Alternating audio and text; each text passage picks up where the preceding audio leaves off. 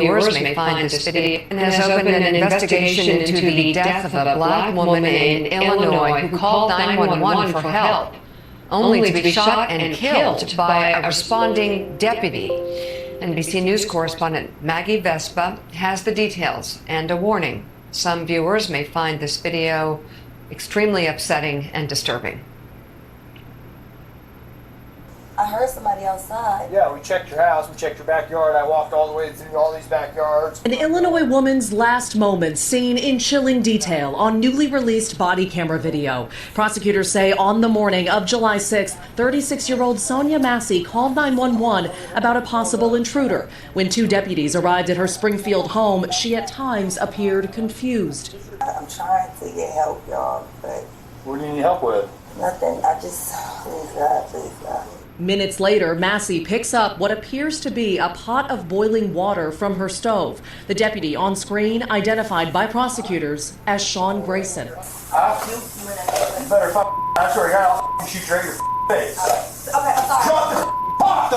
Drop the pot! 19 shots fired! Shots fired! Shots fired! The coroner confirming the mother of two was fatally shot in the head. Her body blurred by police in the video. I'm not taking hot boiling water to face. Protests demanding charges against Deputy Grayson have mounted since. President Biden this week writing in a statement, Sonya's family deserves justice. He walked around the counter to get a better shot. If you're in fear for your life, you don't walk towards the person. Civil rights attorney Ben Crump speaking alongside Massey's family, who say she'd suffered from mental health issues. But you know what I want? I want justice for my baby. Yeah. Grayson was fired from his job with the sheriff's department, and a grand jury has now indicted him on 3 counts of first-degree murder. His attorney declining to comment when reached by NBC News. Now the world seeing for themselves how one woman's call for help took such a tragic turn. What is your last? Reverend, now, your thoughts. There's a lot of reporting coming out of this about what was actually said at the scene when others came to see what happened and family members showed up, what they were told versus what was seen on that body cam video. No, this is an outrage is almost an understatement. I mean, it's almost an execution to see a woman standing there with hot water that he told her to take off the stove, and then he shoots her, comes around the counter to shoot her. Guys look great. I mean, this is the worst video I've seen, and I'm saying I did George Floyd's funeral and the marches, right. And this is even worse. I know that I talked with the father, Mr. Wilburn, on yesterday. With Attorney Ben Crump, Attorney General of Black America. We're going to be rallying. She had 2 children, and we're having a rally in Chicago with Reverend Marshall Hatch and Ira Ackrey on Tuesday to rally around her children and to give them some support. That I'll be going into Chicago with Reverend Hatch and Ackrey to support Mr. Wilburn, her father, and her 2 children.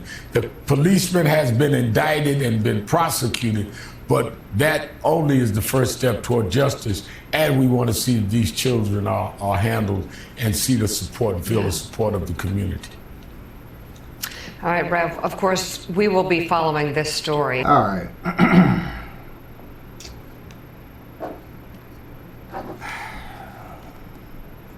It always amazes me how, things like this, and George Floyd, and they always happen at like strategic times. Strategic, I mean, very strategic times.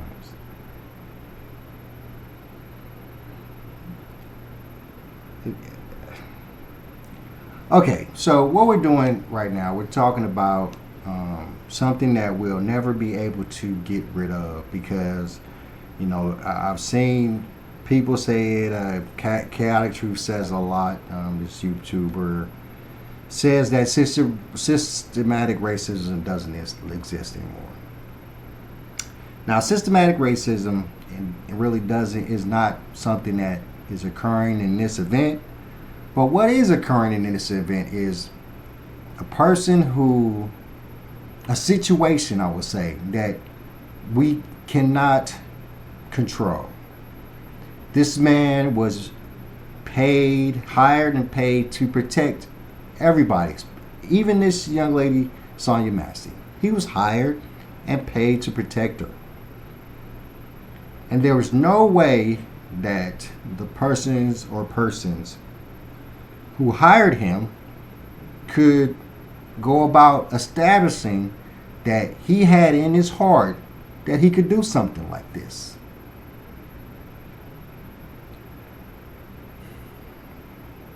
I want to talk about biases, and I want to talk about how people have biases, and more about how, people treat each other because of their biases. Because, let's face it, this man has, whether it be racism or a bias against black people, this man has a problem. Maybe an anger problem. Maybe he had a problem against women. I don't know. It's gonna still be hard to say even at this point. He's not gonna tell you. He's not gonna tell you he's racist. He's not gonna say that he hates black people or he hates women. That's gonna defeat any chance he has of anything. Not like he deserves anything, because he doesn't. We have to understand he's a demon. He's the devil. He is the evil that I see. She saw that he was the evil.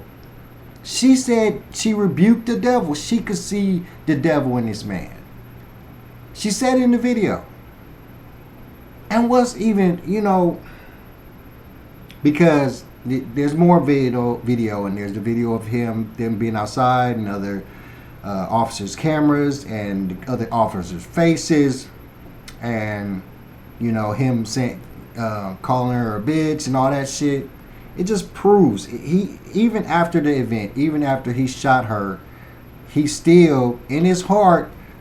I don't want to say he thought he was right, but he still had animosity and bias and angst against this black woman that he had just killed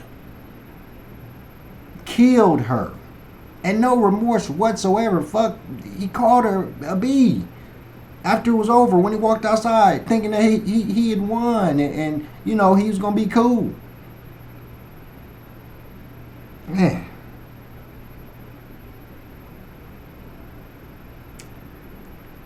people, we have to understand that if we are to believe, if y'all want us to believe that racism doesn't exist anymore, then what we're going to have to do is make you understand that there's no difference between racism and bias. There's no difference between racism and bias. In real estate, there's implicit bias.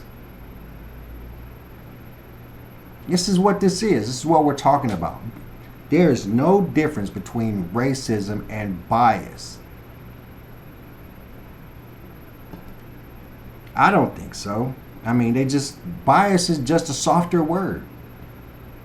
If I treat you differently than if I treat a black man differently than I treat a white man, is it racism or is it bias?